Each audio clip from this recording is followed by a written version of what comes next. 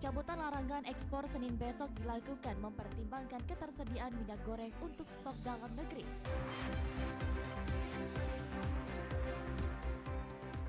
Tujuh sumur air warga di Dusun Desa Sepantan Penukal Kabupaten Bali tercemar minyak.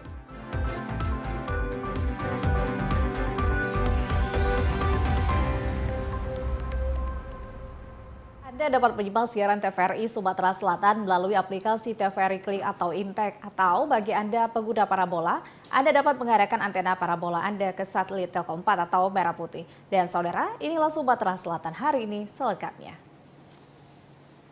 Kita awali informasi pertama dengan 14 jamaah haji asal Kabupaten Oku lebih memilih undurkan waktu keberangkatan. Hal ini dikarenakan calon jamaah haji pasangan istri atau suami terpisah dampak dari pembatasan kuota karena tahun ini.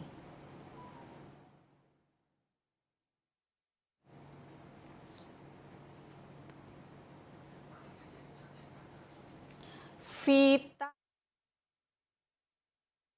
Ekspor dilakukan mempertimbangkan stok ketersediaan minyak goreng untuk stok dalam negeri. Setelah sempat melarang ekspor minyak goreng dan bahan baku CPO kelapa sawit, pemerintah kembali memperbolehkan ekspor minyak goreng dan bahan baku CPO juga produk turunan dari kelapa sawit.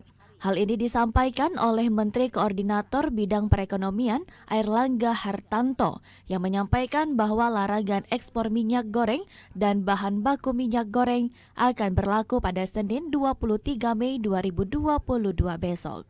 Selain mempertimbangkan keperluan domestik saat ini, ketersediaan minyak goreng di Indonesia sudah cukup untuk kebutuhan masyarakat. Maka Bapak Presiden telah memutuskan untuk mencabut larangan ekspor pada tanggal 23 Mei atau hari Senin minggu depan.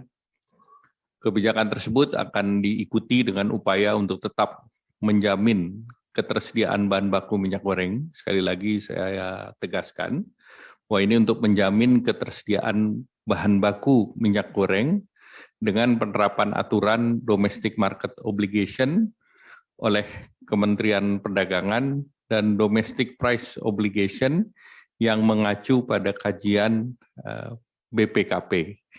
Dan ini juga akan ditentukan oleh Kementerian Perdagangan. Pemerintah juga akan menginstruksikan kepada Perum Bulog agar dapat menyediakan 10% dari minyak curah yang dikemas dan dijual dengan harga Rp14.000 per liter. Adi Gunawan, TVRI Sumsel.